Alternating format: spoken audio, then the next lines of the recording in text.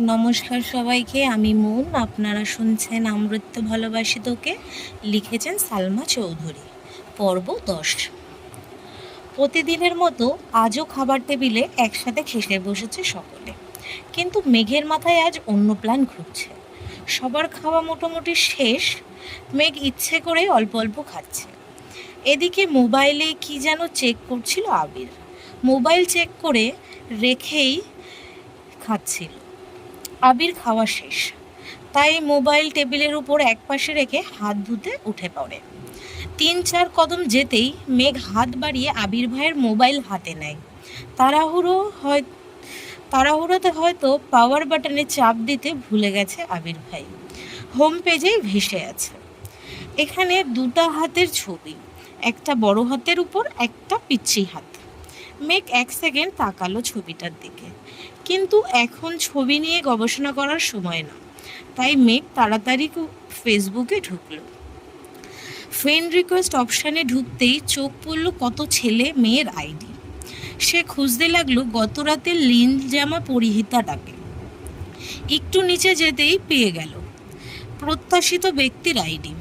1 second না ভেবে block করে দিল তাকে। তাড়াতাড়ি ফেসবুক থেকে বের হয়ে ফোন রেখে দিল মেঘে আগের জায়গায়। এবার মেঘ দীর্ঘশ্বাস ফেলল। মনে খুব শান্তি লাগছে এখন। আবির ভাই টেবিলের কাছে এসে মোবাইল নিতে নিতে মেঘের দিকে তাকালো। নিরুদ্বেগ কণ্ঠে বলল, যতক্ষণ সময় খাবার টেবিলে বসে থাকিস, ততক্ষণ যদি তুই খাইতি তাহলে আজ কঙ্কালের মতো থাকতি না। মোবাইল আর ব্যাগ নিয়ে অফিসের জন্য বেরিয়ে গেলেন। এদিকে মেঘ মুচকি হেসে বিড়বিড় করে বলল, আমি তো আপনার জন্যই বসে থাকি। আমি খাবার খেয়ে রুমে যেতে যেতে আপনি বাইক নিয়ে চলে যান, দেখতেই পারি না, তাই তো বাধ্য হয়ে এখন টেবিলেই বসে থাকি। আবির ভাইয়ের কথা মতো মেঘ 11টার মধ্যে গোসল করছে আজ।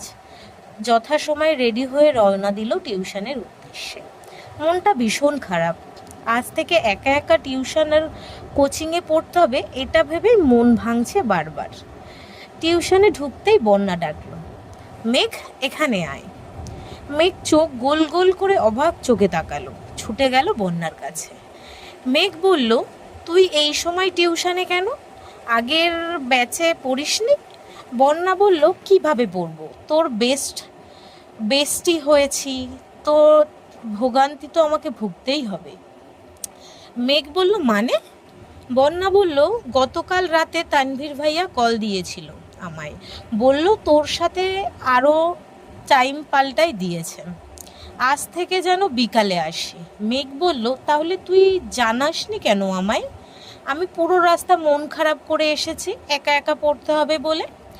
বন্যা বলল, তোকে কিভাবে জানাবো? তুই তো আবির ভাইয়ের ঘোরে ডুবে আছিস। মেঘ কিছুটা লজ্জা পেল, তারপর সশব্দে হেসে বলল, জানিস বন্যা, আমার হিজাবটা আবির ভাই কিনে দিচ্ছে। শুধু এটাই না, সর্বমোট 30টা হিজাব কিনে দিয়েছে। শুধু তাই না, দেখ আমার পায়ের নুপুরগুলো, এগুলোও আবির ভাই দিয়েছে, তাও আবার নিজের হাতে পরিয়ে দিয়েছেন। দেখ সুন্দর না?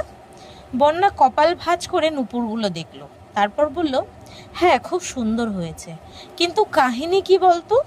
এই ব্যাটার হঠাৎ তোর প্রতি এত মায়া হচ্ছে, তোকে কিছু বলেছে নাকি? মেঘ বলল, হ্যাঁ বলেছে, আমি কই যাই না যাই তা পর্যবেক্ষণ করতে নুপুর দিয়েছে। বন্যা হা করে তাকায় আছে। ততক্ষণে স্যার পড়াতে চলে এসেছেন। টিউশন কোচিং শেষে মেঘ বাসার উদ্দেশ্যে চলে গেছে। সন্ধ্যার পর আবার জান্নাত আপু আসবে, পড়া রিভিশন দিতে হবে। জান্নাত আপু শুক্রবার শনিবার বাদ দিয়ে বাকি 5 দিন পড়ান। জান্নাত আপু খুব ভালো পড়ান। মেঘ ওনার ভক্ত হয়ে গেছে একেবারে। জান্নাত আপু ও মেঘকে খুব আদর করে। পড়াশোনার পাশাপাশি কিভাবে পড়লে ভালো হবে, রুটিন করা, সব কিছুতেই হেল্প করেন। এর জন্য মেঘ ইদানিং পড়াশোনাতেও গুরুত্ব বেশি দিচ্ছে।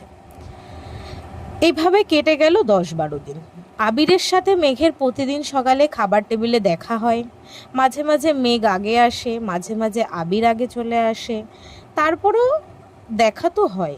এতেই যেন মেঘের মনে সারাদিন প্রশান্তি কাজ করে। আবির বাড়ি ফেরে 11টা-12টার দিকে। আবিরের বাইকের শব্দ পেলেই মেঘ ছুটে যায় নিজের রুমের বারান্দায়। হেলমেটটা খুলে যখন বাইক থেকে নামে, মেঘ গভীর মনোযোগ দিয়ে দেখে সে দৃশ্য আর গুনগুন করে গান গায়। তারপর বাড়িতে ঢোকার আগ পর্যন্ত যতটুকু সম্ভব তাকিয়ে তাকিয়ে আবির ভাইকে দেখে। আবির ভাই বাড়িতে ঢুকে গেলে হাসি মুখে ঘুমিয়ে পড়ে মেঘ। এটাই যেন মেঘের দৈনিক রুটিন। কেন আবির ভাইকে দেখে তার কোনো উত্তর নেই অষ্টাদশীর কাছে। আবির ভাই কি শুধুই তার ক্রাশ, নাকি সে আবির ভাইকে ভালোবাসে, এর উত্তর নিজেও খুঁজে পায় না। তবে আবির ভাইকে অসম্ভব ভালো লাগে। আবির ভাইয়ের শীতল চাউনি বারংবার অষ্টাদশীর হৃদয়টা চূর্ণ বিচূর্ণ করে। আবির ভাই অষ্টাদশীর মন মস্তিষ্ক জুড়ে বিচরণ করছে। 10-12 দিন পর সকালবেলা আবির জুসের গ্লাস হাতে নিয়ে দু চুমুক খেলো কিনা আলী আহমদ খান বলে উঠলেন, আবির, তোকে একটু চট্টগ্রাম যেতে হবে। আবির তৎক্ষণাৎ বিষুম খেলো। তানভীর তাড়াতাড়ি উঠে ভাইয়ের মাথায় ফু দিচ্ছে। রান্নাঘর থেকে ছুটে এসেছেন মালিয়া খান। এদিকে মেঘ অসহায়ের মতো তাকিয়ে আছে আবির ভাইয়ের দিকে। কিছুক্ষণ পর আবির স্বাভাবিক হয়ে বলল, আমি চট্টগ্রাম গিয়ে কি করব? আলী আহমেদ খান স্বাভাবিকভাবেই বললেন, তোমাদের কোম্পানিতে কিছু সমস্যা হচ্ছে, কিছু ডিলার ঝামেলা করতেছে শুনলাম। তোর কাকামণিকে সিলেট যেতে হবে। কোম্পানির সিইও হিসাবে এখন দায়িত্ব তোর উপরেই পড়ে। তুই কথা বললেই আশা করি সমাধান হবে। ডিলাররা অর্ডার ডেলিভারি করা পর্যন্ত তুই থাকবি ওইখানে। যদি সব ঠিকঠাক হয়ে যায় তখন চলে আসিস। আবির এক পলক মেঘের দিকে তাকালো, তারপর দৃষ্টি নামিয়ে প্রশ্ন করল, কবে যেতে হবে? আলী আহমেদ খান সহসা বলে উঠলেন, আজ রাতে অথবা আগামীকাল সকালে গেলে ভালো হবে। আবির চুপচাপ মাথা নিচু করে বসে আছে। আলী আহমেদ খান আর মোজাম্মেল খান উঠে গেলেন। তানভীর এবার ভাইকে বলল, ভাইয়া, তোমার কি একা যেতে খারাপ লাগবে? আমি কি যাব তোমার সঙ্গে? আবির অগ্নি দৃষ্টিতে তাকালো তানভীরের দিকে। দাঁতে দাঁত চেপে বিড়বিড় করে কি যেন বলল। কেউ কিছু বুঝলো না, কিন্তু তানভীর সশব্দে হেসে উঠল। আবির এবার রাগে ফুঁসতে ফুঁসতে বলল, তানভীর। তানভীর হাসতে হাসতে চেয়ার থেকে উঠে বেসিনের দিকে দৌড় দিল। আবির অগ্নি দৃষ্টিতে তাকিয়ে আছে তানভীরের দিকে। তারপর মাথা নিচু করে প্লেটের খাবারটা কোনো রকমে শেষ করে উঠে চলে গেল। এদিকে মিম আর আদি বসে আছে। আদি আর মিম প্ল্যান করছে আবির ভাইয়াকে বলবে কক্সবাজার গেলে ওদের জন্য খেলনা, সাজনি, শামুক নিয়ে আসতে। মেঘ নিশ্চুপ বসে আছে। আবির ভাইকে দেখার জন্যই এখন সে প্রতিদিন ফজরের সময় ঘুম থেকে ওঠে। রাতে ঘুমানোর আগেও আবির ভাইকে দেখে ঘুমায়। আবির ভাই চট্টগ্রাম চলে গেলে ও থাকবে কিভাবে? মিম হঠাৎ ডেকে উঠল, আপু, ভাইয়াকে তুমি কি আনতে বলবা? মিমের ডাকে ধ্যান ভাঙল মেঘের। একটু হাসার চেষ্টা করল, তারপর কোমল কণ্ঠে বলল, আমার কিছু লাগবে না। সারাদিন কেটে গেল। মেঘ নিজের মতোই কোচিং টিউশন শেষ করে আসছে। আদি মিম স্কুল থেকে ফিরেছে। আবির 8টায় বাসায় ফিরেছে। ততক্ষণে জান্নাত আপু পড়িয়ে চলে গেছেন। মেঘ বই খাতা নিয়ে নিজের রুমে চলে গেছে। রাত 10টার দিকে চট্টগ্রামের উদ্দেশ্যে বেরিয়ে যাবে আবির। রুমে গিয়ে শাওয়ার শেষ করে একেবারে রেডি হয়ে রুম থেকে বের হলো আবির। মেঘের রুমের দরজার সামনে এসে থামল। দরজা ধাক্কা দিল আস্তে করে। মেঘ বিছানায় উপুর হয়ে শুয়ে আছে। পাশে বই খাতা পড়ে আছে। ফ্যানের বাতাসে পৃষ্ঠাগুলো উঠছে। জান্নাত আপু যাওয়ার পরই রুমে এসে শুয়েছিল। আবির আস্তে করে ডাকলো, মেঘ। কোনো সাড়া নেই। তুই রুমের ভিতরে ঢুকলে আবির শান্ত পায়ে এগিয়ে গেল মেঘের কাছে। মেঘের মুখের এক পাশ বিছানায় লেপ্টে আছে। ফ্যানের বাতাসে চুলগুলো এলোমেলো হয়ে উঠছে। ছোট চুলগুলো বারবার মুখে জাপটে পড়ছে। লাইটের আলোয় উপর গালটা চিকচিক করছে। আবির বিছানার এক পাশে বসলো। কিছুক্ষণ সূক্ষ্ম দৃষ্টিতে পরখ করলো অষ্টাদশীকে। তারপর গালে হাত রেখে মুখ থেকে ছোট চুলগুলোকে সরিয়ে দিল। দুই একবার মাথায় হাত বুলিয়ে দিয়ে চুপচাপ রুম থেকে বেরিয়ে ব্যাগ নিয়ে নিচে চলে আসলো। মিমা রাদি খুব করে বলল, ভাইয়া কক্সবাজার যেও প্লিজ, চাটনি নিয়ে এসো। খেলনা, শামুক আরও অনেক কিছুর আবদার করলো ভাইয়ের কাছে। উত্তরে আবির শুধু বলল, সময় পেলে যাব। খেয়ে 10টা নাগাদ বেরিয়ে গেছে আবির। ইকবাল খান আগামীকাল সকাল 8টায় সিলেট যাবেন।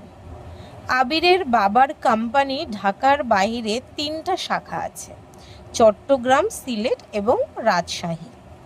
ইকবাল খানকে বেশিরভাগ সময় বিভিন্ন জায়গাতে দৌড়দৌড়ি করতে হয়, কখনো চট্টগ্রাম, কখনো রাজশাহী, কখনো সিলেট। বাকি সময় বাড়িতে থাকলে হেড অফিসে থাকেন। একই সাথে 2 শাখাতে যেতে হলে কখনো কখনো মোজাম্মেল খানকেও যেতে হয়। তবে আলী আহমেদ খান এখন আর ঢাকার বাইরে যান না। আবির আসাতে উনি চাইছেন আবির সব দায়িত্ব বুঝে নিক।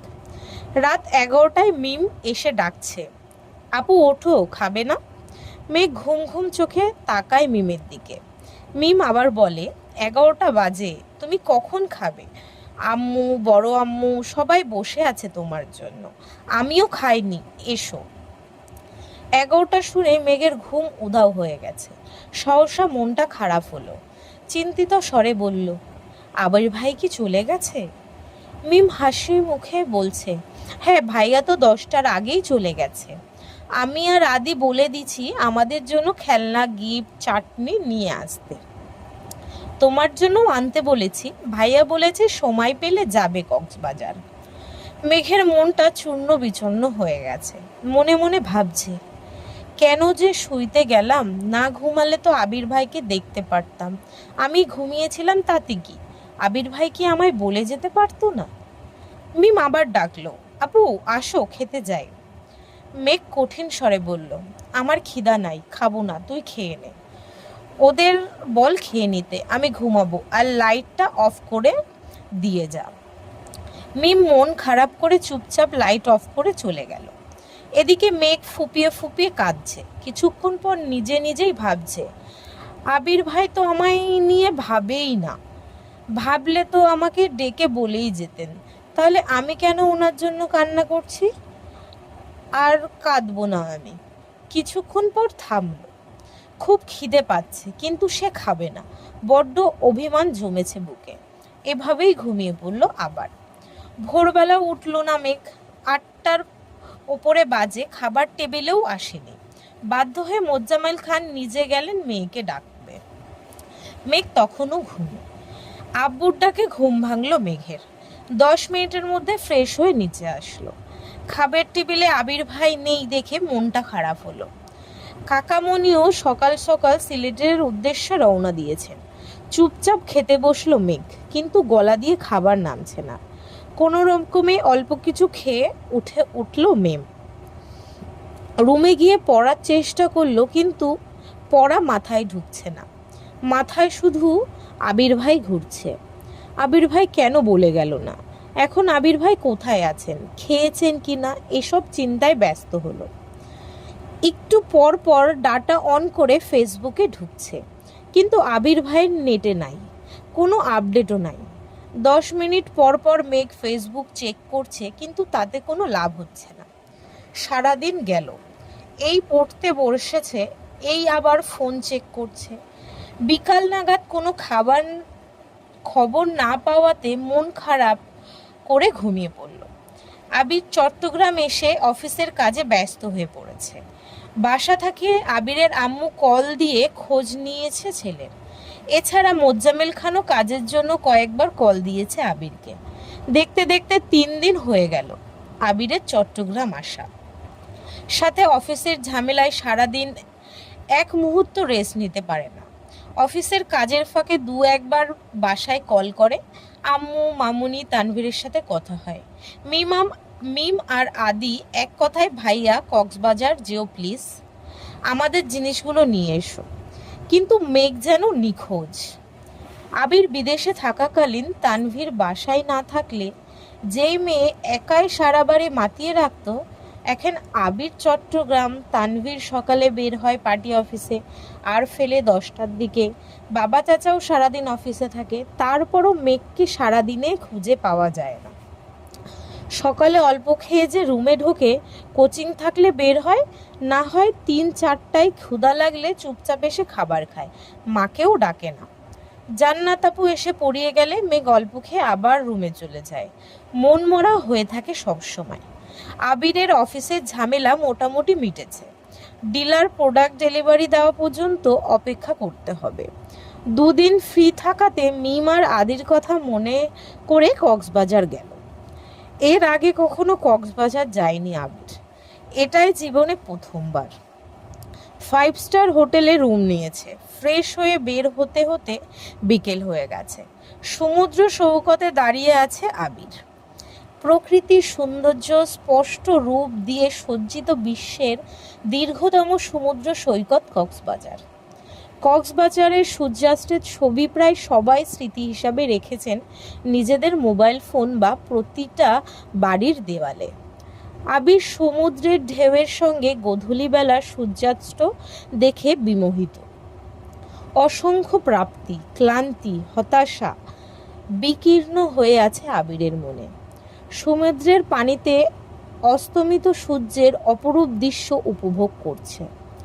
কিছুক্ষণ পর আবিরের ফোনে কল আসে। পকেট থেকে ফোন বের করে দেখে তানভীরের কল। রিসিভ করে। তানভীর বলে, আসসালামু আলাইকুম ভাইয়া। আবির বলে, আলাইকুম সালাম। তানভীর বলে, কোথায় আছো? আবির বলে, কক্সবাজার আসছি আজ। কেন? তানভীর বলল, একটু দরকার ছিল। আবির বলল, বল। তানভীর বলল, এমপির মেয়ে নাকি তোমায় রিকোয়েস্ট দিয়েছিল, তুমি নাকি তাকে ব্লক করে দিয়েছো। আজ এমপির বাসায় গিয়েছিলাম, মেয়ে তো তোমার কথা জিজ্ঞেস করতেছে আমায়। আবির বলল, তুই কি বলছিস? তানভীর বলল, আমি প্রথমে তো এমনিতেই বোঝানোর চেষ্টা করছি, কিন্তু মানতেছে না, তাই বাধ্য হয়ে বলছি তুমি আরেকজনকে পছন্দ করো, তার সাথে তোমার বিয়ে ঠিক। আবির বলল, আচ্ছা ঠিক আছে। তানভীর বলল, কিন্তু একটা সমস্যা আছে ভাইয়া। আবির বলল, আবার কি সমস্যা? তানভীর বলল, এমপির মেয়ে যদি এমপিকে বলে আর উনি যদি আমায় জিজ্ঞেস করে তখন আমি কি বলবো? যদি মেয়ের কথা জিজ্ঞেস করে তখন কি বলবো? আবির বলল, প্রথমত এমপি কোনো সময় এসব বিষয় নিয়ে মাথা ঘামাবে না, আর যদি শুনে ছেলে অন্য কাউকে পছন্দ করে তাহলে আরোই কিছু বলবে না। তানভীর বলল, তারপরও যদি জিজ্ঞেস করে ফেলে তখন কি বলবো? আবির বলল, বলবি তোর বোনের সাথে বিয়ে ঠিক। তানভীর বলল, তারপর?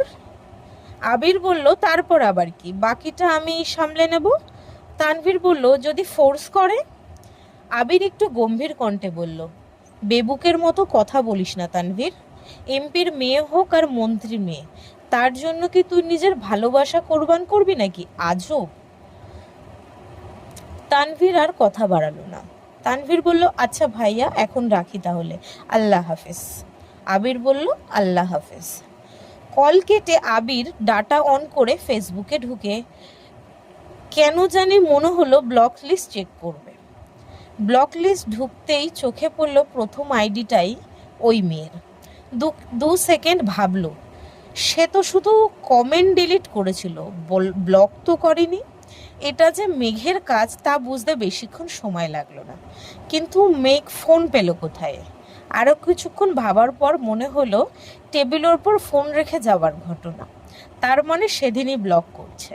অজান্তেই ঠোঁটের কোণে এক চিলতে মুচকি হাসির ঝলক দেখা গেল। আস্তে আস্তে বলল, এই সামান্য বিষয় জ্বলে উঠলে সইবি কিভাবে এত ঝড়ঝঞ্ঝা? এত তাড়াতাড়ি তো তোকে আমার করে নেব না, আবার খুব বেশি কষ্টও দেব না তোকে।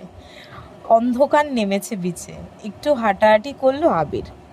ভাই বোনের জন্য কিছু কেনাকাটাও করলো, তারপর হোটেলে চলে আসছে।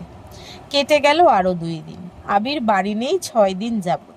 অষ্টাদশীর মনে বিষণ্ণতা ছেয়ে গেছে। খায় না ঠিক মতো, পড়াশুনো করে না, মোবাইলও চাপে না, কোথাও বলে না কারোর সাথে, শুধু টিউশন আর কোচিং যায় আসে, এতটুকুই। আর সকাল থেকে মনটা মাত্রাতিরিক্ত খারাপ। তানভীর ডেকে এনে খাবার টেবিলে বসিয়েছে। তানভীর আজকাল পার্টি অফিসে দৌড়াদৌড়িতে মেঘকে কিছুই বলে না। মেঘকে এখন আর আগের মতো বকেও না। মেঘ যেমন পাল্টে গেছে তেমনি তানভীরও পাল্টে গেছে। মেঘ খাবার টেবিলে বসে কোনো কথাই বলেই না, অল্প খাবার খেলো। তানভীর মোজাম্মেল খানকে প্রশ্ন করলো, আবু ভাইয়া কবে ফিরবে? মোজাম্মেল খান যথারীতি জবাব দিলেন, কাজ শেষ হলে ফিরবে, কাজ এখনো শেষ হয়নি। মেঘের হৃদয়ের রক্তক্ষরণ হচ্ছে।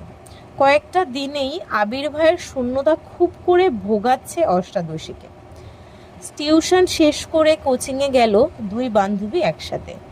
বন্যা বারবার জিজ্ঞেস করছে কি হয়েছে তের। মেঘ শুধু মাথা নাড়ছে, একটা কথাও বলছে না। একটা ক্লাস শেষ হয়েছে। স্যার বেরিয়ে যাওয়া মাত্রই ওষ্ঠ উল্টে কান্না শুরু করলো মেঘ। প্রথম দিকে ফুপিয়ে ফুপিয়ে কাঁদলেও নিজেকে বেশিক্ষণ কন্ট্রোল করতে পারল না। কান্নার মাত্রা বেড়ে গেছে, শ্বাস নিতে পারছে না। মেঘের এই অবস্থা দেখে আঁতকে উঠল বন্যা। মেঘকে নিয়ে ওয়েটিং রুমে চলে যায়। ওখানে যাওয়াতে বাঁধ ভাঙা কান্না শুরু হয় মেঘের। বন্যা কোনোভাবেই শান্ত করতে পারছে না। 10-15 মিনিট স্থির হয় এই কান্না, তারপর কিছুটা থেমেছে। এখন জোরে জোরে শ্বাস ছাড়ছে। একটু কাঁদলেই মেঘের শ্বাসকষ্ট শুরু হয়। বন্যা মাথায় হাত বুলাতে বুলাতে শান্ত কণ্ঠে বলল, কি হয়েছে তোর? এভাবে কান্না করছিস কেন? মেঘ ফুপিয়ে ফুপিয়ে উত্তর দিল, আমার খুব কান্না পাচ্ছে।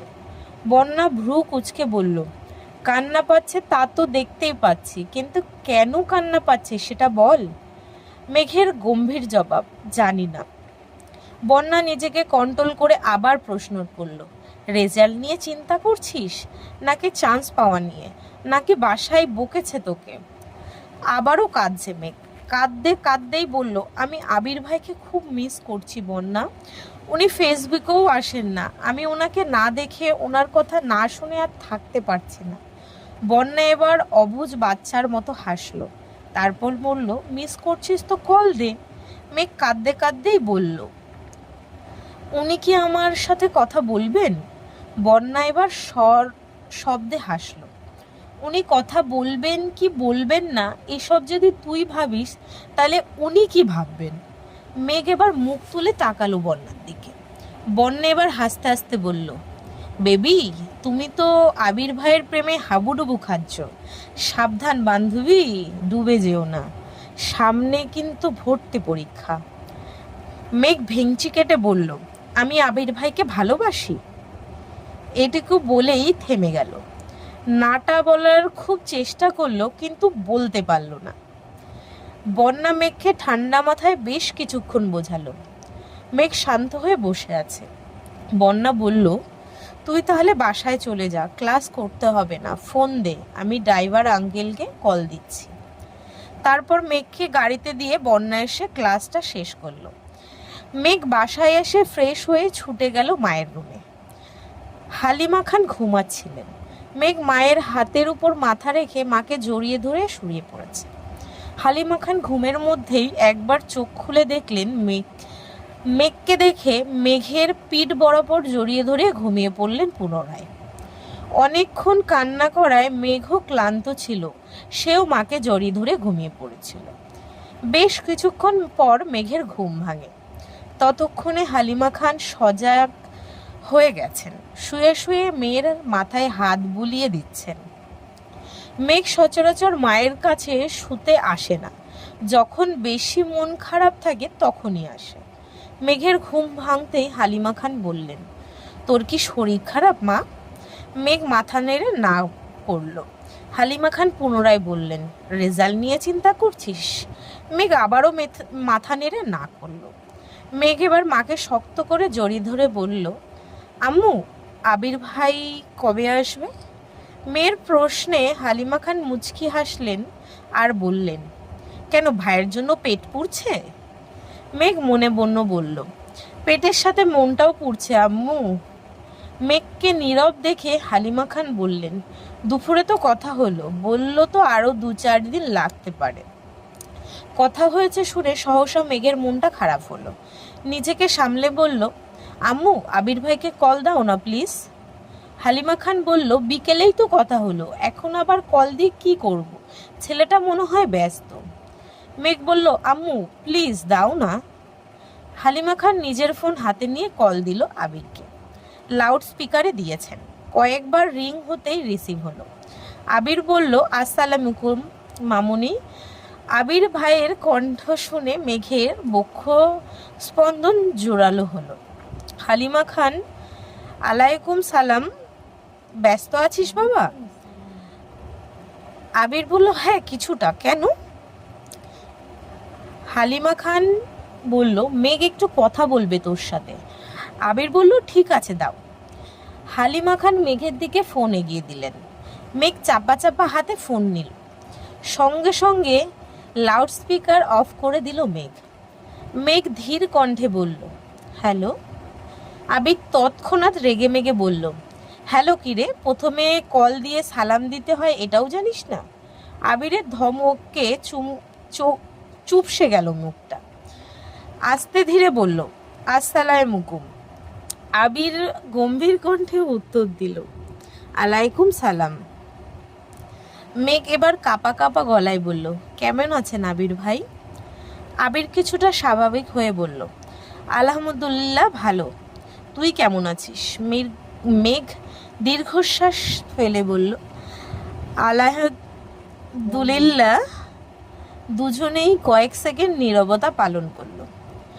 আবির নীরবতা ভেঙে রাশভারী কণ্ঠে শুধালো, তোর ফোন দিয়ে কল দিতে পারিস না? মামুনির ফোন থেকে দিতে হলো কেন? মুখের উপর মেঘ বলে ফেলল, আপনার নাম্বার নেই আমার কাছে।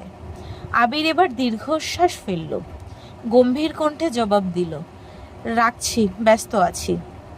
এই বলে কল কেটে দিল। মেঘ আহামত্তকের মতো ফোনের দিকে তাকিয়ে রইল। বুঝে উঠতে পারল না ব্যাপারটা। আবির ভাইয়ের নাম্বার নেই এই কথা শুনে রেখে দিল নাকি সত্যিই ব্যস্ত, এটা ভেবে পাচ্ছে না অষ্টাদশী। ফোনের স্ক্রিনে ভেসে আছে আবিরের নামে সেভ করা নাম্বারটা। মেঘ মনে মনে নাম্বারটা মুখস্থ করতে ব্যস্ত হলো। তারপর মাকে ফোন দিয়ে নিজের রুমের দিকে দৌড়ে গেল। নিজের ফোনে আবির ভাইয়ের নাম্বারটা লিখে নামের অপশানে লিখল, আমার আবির, সাথে লাভ ইমোজি। কিছুটা দূরে লিখলো ভাই। সেভ করলো নাম্বারটা। আজকের পর্ব এই অবধি। আশা করছি সবার খুব ভালো লাগছে। আর ভালো লাগলে সবাই লাইক কমেন্ট শেয়ার করে দিও, আর সবাই সাবস্ক্রাইব করে দিও। আর পরে আরও ভিডিও পেতে পেজটাকে ফলো করো। আজ আসছি, ধন্যবাদ সবাইকে।